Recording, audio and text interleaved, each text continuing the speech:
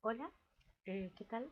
Hoy día vamos a revisar un nuevo ejemplo de ACP y vamos a terminar de definir algunos aspectos que el día pasado con el ejemplo general no revisamos.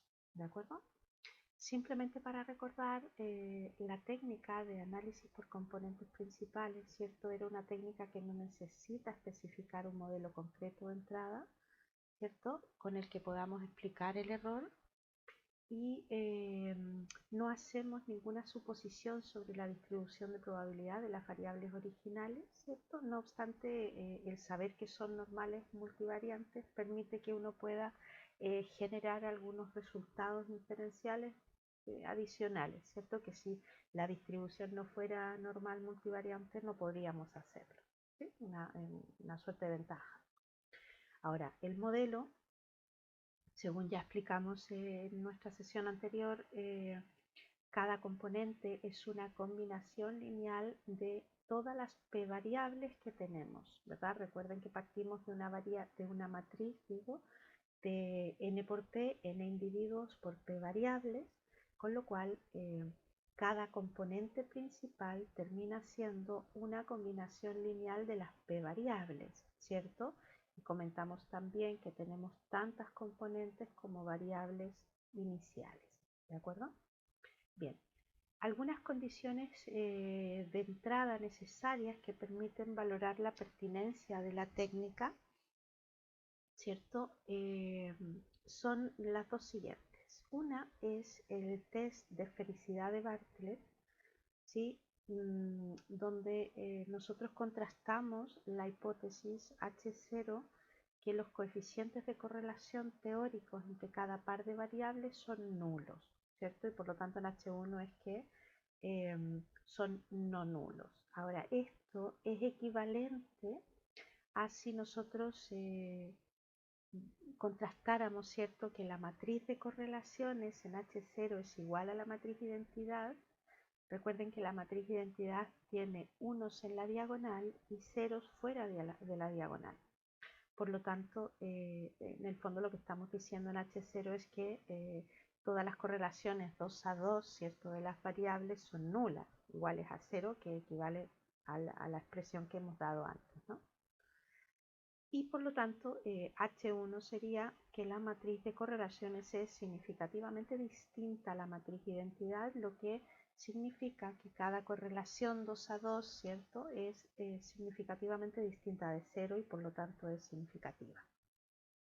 Bien, ahora, el contraste, al igual que todos los test de hipótesis, nosotros ya a estas alturas los rechazamos con el p-valor. Es decir, utilizamos el proceso del p-valor para tomar la decisión del contraste y no haremos el proceso de la determinación de la discrepancia y la región de rechazo. ¿De acuerdo? Entonces, en función de eso, se recuerdan que la significación o p-valor, que es lo que entrega el programa, debe ser siempre inferior al alfa con el que estamos trabajando, que si no decimos otra cosa será del 5%, ¿cierto? Y eso garantiza entonces que vamos a rechazar H0 con un nivel de significación importante. ¿Sí? Ahora, el rechazar H0 significa que tenemos previamente correlaciones no nulas, ¿cierto?, fuera de la diagonal. Y eso, según ya vimos en las condiciones iniciales previas, ¿no?, las descriptivas, vimos que era absolutamente necesario. Voy a retomar un poco el comentario que hacíamos previo en nuestra sesión anterior, nuestro ejemplo anterior. Cuando nosotros hacíamos el análisis descriptivo bidimensional, se recuerdan que analizábamos la matriz de correlaciones y que en esa matriz de correlaciones hacíamos el contraste para las correlaciones 2 a 2, es decir, de cada par de variables. Entonces, ese contraste que nosotros hacíamos en H0 contrastaba que la correlación era igual a 0, es decir, no existe relación ninguna entre las dos variables estudiadas y por lo tanto son independientes. Y en H1, que el coeficiente de correlación era significativamente distinto de 0 y por lo tanto hay una relación significativa entre las variables.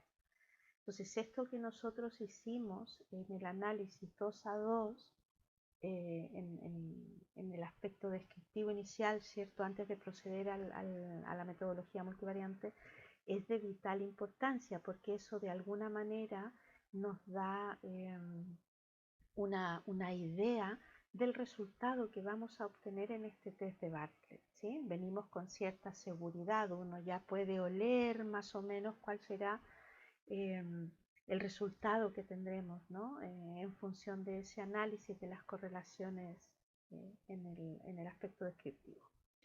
La otra condición de entrada que permite valorar la pertinencia de la aplicación, ¿cierto?, de la técnica es el índice KMO. El índice KMO es una medida de adecuación muestral, por eso sus siglas, de Kaiser, Meyer y Olkin. Este es un indicador de la capacidad que tienen los datos de ajustarse, ¿cierto?, a ese modelo factorial que proponemos, ¿sí? Es importante aclarar que esto no es un contraste, sino que es un índice, una medida de adecuación. ¿De acuerdo? Aquí no hay una hipótesis que estuviéramos contrastando, sino que en función del valor que adopta este indicador, nosotros podemos confirmar o no si es que la base de datos está preparada para recibir esta técnica. Recuerden que según explicamos la sesión anterior, esta técnica requiere de una fundamentación matemática fuerte, es decir, necesitamos construir primero la matriz de correlaciones, luego hacemos la tipificación, luego tenemos que hacer la diagonalización de la matriz, obtener los valores propios, es decir, requiere de todo un proceso matemático y la matriz de datos debe estar preparada para ello porque de lo contrario pues los resultados no serán los óptimos, ¿de acuerdo? Entonces este KMO es eso lo que hace. Ahora, queda claro aquí que nosotros como mínimo necesitamos un KMO de 0,7, ¿sí? Es decir, si no hay un KMO de 0,7 o superior, entonces no tiene mucho sentido que apliquemos la técnica. O si la aplicamos, que sepamos que los resultados y las conclusiones que vamos a obtener son normalmente mediocres, de mala calidad o simplemente van a ser ininterpretables. ¿De acuerdo? Más adelante veremos algunos ejemplos en lo que esto ocurre, es decir, cuando un KMO es muy bajito y las consecuencias que trae, ¿de acuerdo? Entonces, lo mínimo que le vamos a pedir es un 0,7. Ahora, cuando está entre 0,7 y 0,8, decimos que la medida de adecuación es media. Cuando está entre 0,8 y 0,9 hablamos de un ajuste medio, bueno, digamos, perdón, y ojalá fuera siempre superior a 0,9 porque eso nos estaría indicando una medida de adecuación muy buena y que de alguna manera da garantías luego de los grandes resultados que podemos obtener. ¿De acuerdo? Lo iremos viendo en los ejercicios como el hecho de tener un KMO mayor o menor trae consecuencias luego en las interpretaciones. ¿De acuerdo?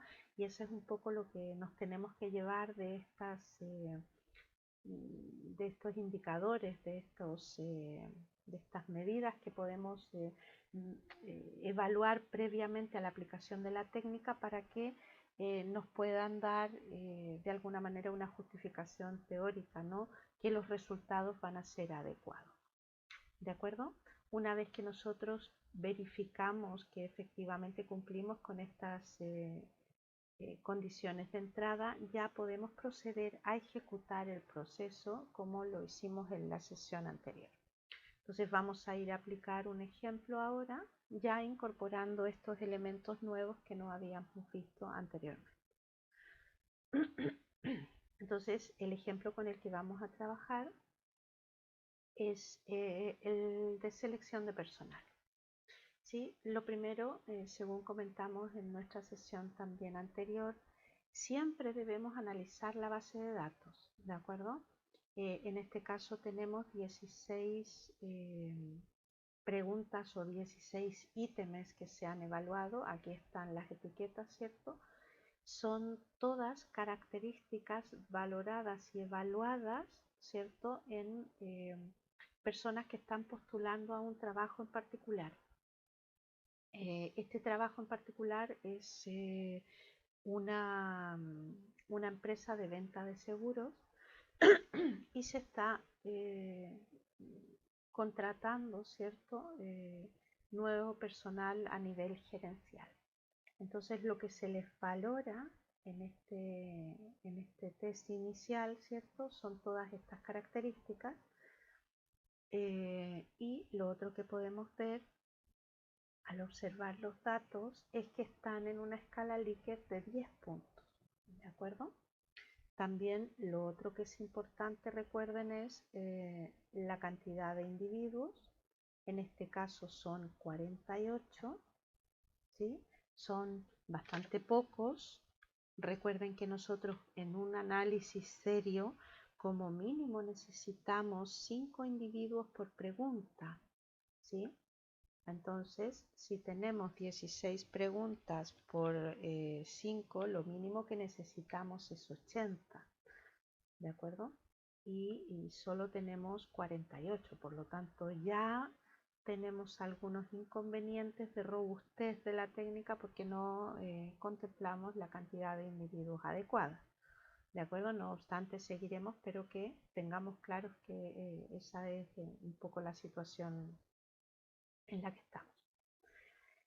Otra cosa que era importante siempre verificar que todas las variables estuvieran con la unidad de medida correcta, que en este caso son de escala, ¿cierto? Escalas de Likert de 10 puntos. Ya dijimos que a pesar de ser variables nominales, ordinales, perdón, son variables que por la escala de medida que tienen, como tienen una valoración que tiene sentido numérico, entonces las podemos considerar de escala y por eso podemos utilizar esta técnica. ¿De acuerdo? Bien, entonces vamos a proceder a realizar el análisis. Vamos a analizar reducción de la dimensión, que es donde están las metodologías que estamos viendo, factor, y aquí trasladamos todas las variables que son de escala. Supongamos que tuviéramos algunas variables sociodemográficas, esas no entran, solo entran las variables de escala y sobre todo aquellas que están siendo parte de la estructura del instrumento en función de lo que se está midiendo, ¿no? Que en este caso es la capacidad de venta y la capacidad de ejercer un trabajo por parte de los postulantes a esta empresa. ¿De acuerdo? Ya dijimos, los descriptivos los vamos a pedir, podemos pedirlos por separado, pero los vamos a pedir en forma integrada en el análisis multivariante. Vamos a pedir el análisis bivariado, que es donde están las correlaciones, y aquí está el KMO y la prueba de Bartlett para valorar las condiciones de entrada. En el proceso de extracción, aquí está, vamos a usar las componentes principales. Vamos a pedir el gráfico de sedimentación, que es otra herramienta para tomar la decisión de cuántos componentes retenemos finalmente. Se recuerdan que aquí teníamos la otra opción para tomar la decisión. Nosotros decidimos utilizar también esta, que es el promedio de los autovalores mayores que 1, ¿cierto? ¿Por qué? Porque recuérdense que utilizamos valores que están tipificados y por lo tanto tienen media y varianza 1. ¿De acuerdo?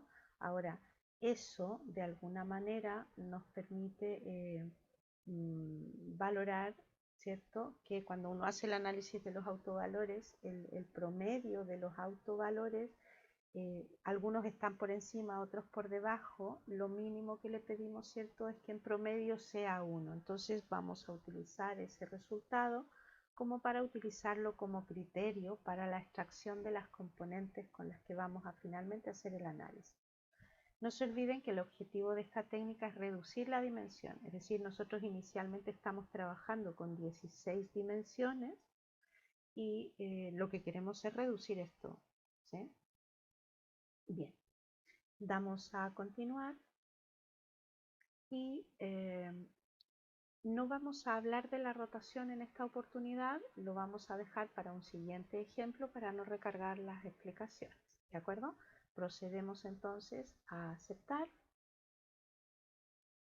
y lo que tendremos, ¿cierto? Inicialmente son los descriptivos univariados, lo que es básico, media desviación, donde uno puede hacerse una idea, ¿no? Recuerden que estamos en una escala de valoración de 1 a 10, entonces ya podemos hacer una radiografía del tipo de postulante que tenemos al trabajo, ¿verdad? Es decir, es gente que puntúa muy poco en el arte de vender, en la experiencia, ¿cierto? Puntúan en experiencia, en empuje poco, ¿cierto? Y donde puntúan más en un buen aspecto, en una capacidad académica, ¿cierto? En la capacidad para dar consejos, en autoconfianza, ¿se fijan? Pero tampoco son muy buenos postulantes porque no llegamos al 10 ni al 9, ¿cierto? Excepto en honestidad. Es decir, son todos muy honestos, ¿sí? Pero en algunas otras cosas que también son muy importantes, pues puntúan solamente de medio abajo. ¿De acuerdo? Lo otro que también es característico, si se fijan, son dispersiones muy altas, es decir, desviaciones típicas muy altas. Eso que nos indica que el tipo de personaje que llega es muy variado. Es decir, por ejemplo, en honestidad es 8, tiene una desviación típica de 2,5, ¿cierto? Por lo tanto, si nos movemos 8 menos 2,5, 8 más 2,5, tenemos allí un rango de variación en el que estarán entre 5,5 y 10, que sería el máximo, ¿no? Entonces eso indica que hay gente que puntúa más bajo y hay gente que puntúa mucho más alto. Fíjense en el arte de vender, o sea, la dispersión es tremenda, ¿sí? Entonces, primera conclusión que vamos a sacar, tenemos una variedad enorme, mucha dispersión y eso nos juega en contra pensando que el número de individuos que tenemos, el N era muy pequeño, ¿se recuerdan? Eran 48. Bien, vamos a la segunda parte del análisis, que es la parte bivariada, ¿cierto? Vamos a analizar las correlaciones. Las correlaciones 2 a 2, nosotros dijimos que como mínimo necesitamos que cada una de las variables o ítems se correlacione de manera estadísticamente significativa con al menos una de sus compañeras y que esa correlación sea de media a alta. ¿Cierto? Entonces, por ejemplo, forma de letra, si se fijan, tenemos correlaciones bajas, bajas, bajas, pero con experiencia tiene una correlación media, media, alta, igual con entusiasmo para trabajar y vemos que son estadísticamente significativas. Aquí está la significación de la que hablábamos antes respecto del contraste de correlaciones. Entonces aquí vemos, por ejemplo, que en el caso de forma de letra con aspecto, por ejemplo, no es significativo, pero con experiencia sí es significativo y además es de medio a medio alto. Por lo tanto, lo que tenemos que procurar es que cada una de ellas tenga una correlación estadísticamente significativa con al menos una de sus compañeras y esa correlación sea alta. Bueno, aquí se observa claramente que eso ocurre, ¿cierto? Vamos 1 a 1. Aquí tenemos correlaciones significativas y además altas, bastante altas. En la siguiente se fijan también y así verán que vamos cumpliendo con ese requisito. ¿Cuál es la garantía de verificar esto? Es que cuando lleguemos al test de Bartlett, el resultado que esperamos encontrar es rechazar H0. ¿Por qué? Porque ya vemos que la matriz de correlaciones es significativamente distinta a la matriz de identidad. ¿Por qué? Porque si no tendríamos solamente ceros o valores muy cercanos a ceros en las correlaciones fuera de la diagonal. ¿De acuerdo? Bien, vamos ahora con nuestras condiciones de entrada. Las condiciones de entrada dijimos como mínimo 0,7. Ya ven, la medida de adecuación de KMO está entre 0,7 y 8, es decir, solamente mediocre. ¿Se recuerdan? entre 0,7 y 0,8 dijimos mediano, perdón, no era mediocre, era mediano, es decir, no va a ser excelente, pero tenemos más que el mínimo, digamos, aceptable. ¿Qué significa esto? Que la matriz de datos está preparada para recibir la técnica. No será un análisis espectacular con unos resultados perfectos, pero se adecúan bastante bien y por lo tanto esperamos tener resultados adecuados. ¿De acuerdo? Lo otro que tenemos aquí son los resultados del test de Bartlett. Tenemos aquí la significación, ¿se recuerdan? El p-valor, que al ser inferior al 5% nos permite rechazar esa hipótesis. ¿Se recuerdan? H0 era aquí que la matriz de correlaciones es significativamente distinta a la matriz identidad en H1 y que es igual a la matriz identidad en H0. Entonces estamos rechazando H0 y por lo tanto concluyendo que efectivamente la matriz de correlaciones es significativamente distinta a la matriz identidad. Por lo tanto, confirmamos un poco lo que ya habíamos intuido en el análisis de las correlaciones previas, ¿verdad? Perfecto, tenemos todas las condiciones entonces adecuadas como para que podamos realizar el análisis multivariante que comenzaba con las comunalidades. Recordamos entonces que tenemos que tener comunalidades todas superiores a 0,5. ¿Por qué? Porque inicialmente como son variables tipificadas, la varianza máxima que tenemos siempre es 1 y lo mínimo que le vamos a pedir es que explique el 50%, es decir, 0,5. Por lo tanto, cualquier variable que explique menos de 0,5 realmente no va a ser un aporte. Entonces, como podemos ver aquí, tenemos la variable aspecto que no presenta una comunalidad superior a 0,5 y por lo tanto tiene que ser eliminada del análisis. ¿De acuerdo? Entonces procedemos a realizar nuevamente el proceso ahora para eliminar la variable aspecto. No hace falta revisar nuevamente lo demás porque mantiene todo lo que le habíamos pedido anteriormente.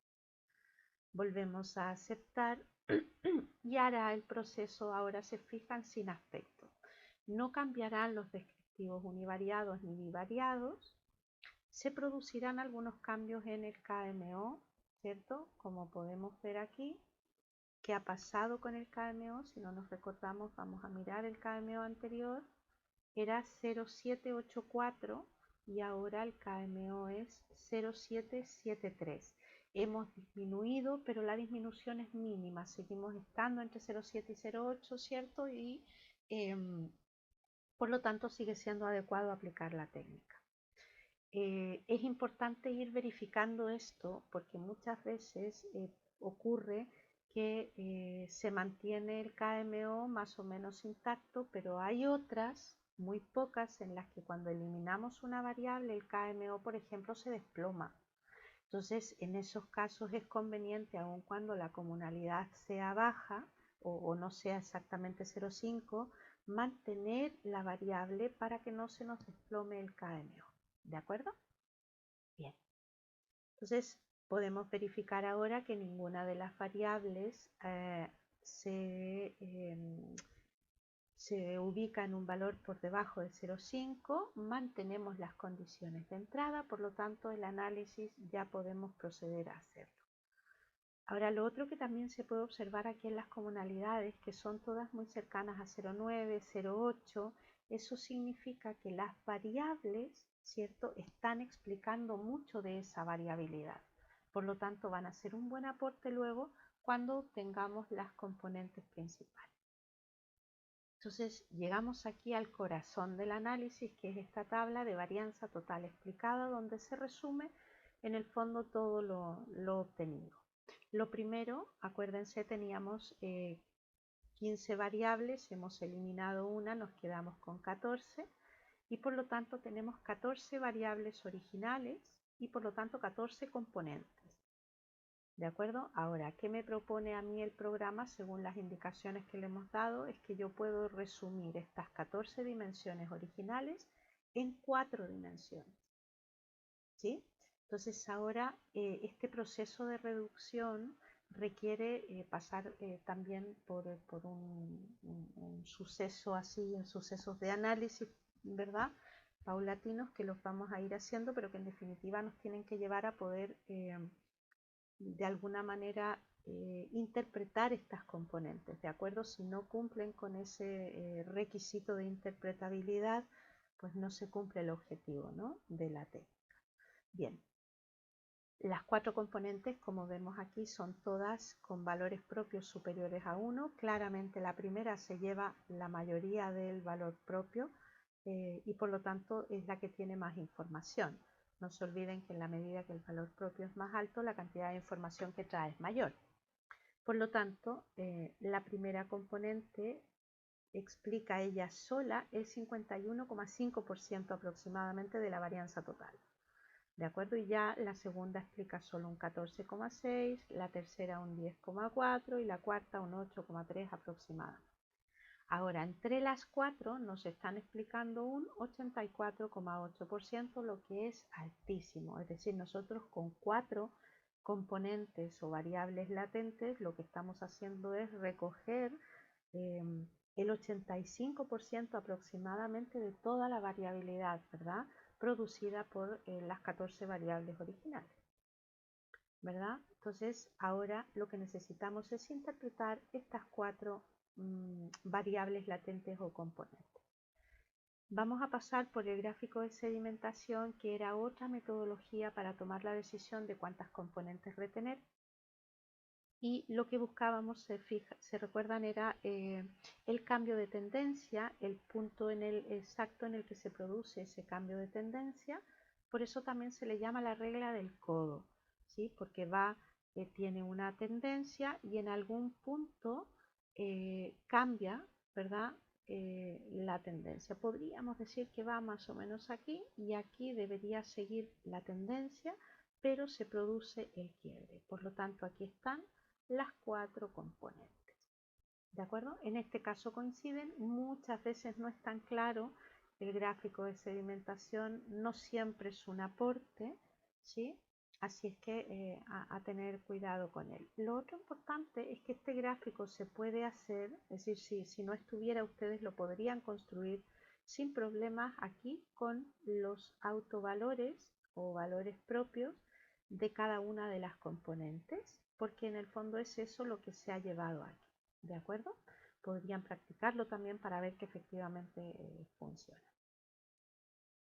Y por último tenemos la matriz de componentes, donde están resumidas esas combinaciones lineales de las que hablábamos al principio, ¿cierto? Cada componente es una combinación lineal de todas las variables, en este caso de las 14 variables originales, pero están con distintos pesos, ¿se fijan?, con distintos niveles de importancia, por lo tanto cada una tributa a una característica diferente y qué es lo que tenemos que encontrar para poder interpretar. ¿De acuerdo? Bien, entonces ahora la sugerencia siempre es que le pongan colores, ya sea en el ordenador o si lo imprimen con colores, como para que puedan ir individualizando cuáles son las variables o ítems que son las que más cargan. Entonces, por ejemplo, en este caso, la componente 4, ¿cierto? Fíjense dónde están sus mayores cargas, tienen que ver con honestidad y capacidad académica. ¿Sí? Vamos a ponerle el lila. Honestidad y capacidad académica. Entonces, a lo mejor la componente 4 tiene que ver con el aspecto más formal del postulante, ¿cierto? Veamos la componente 3, sus mayores cargas factoriales están aquí. Amabilidad, entusiasmo para trabajar en equipo, ¿cierto? Y las vamos a poner en verde.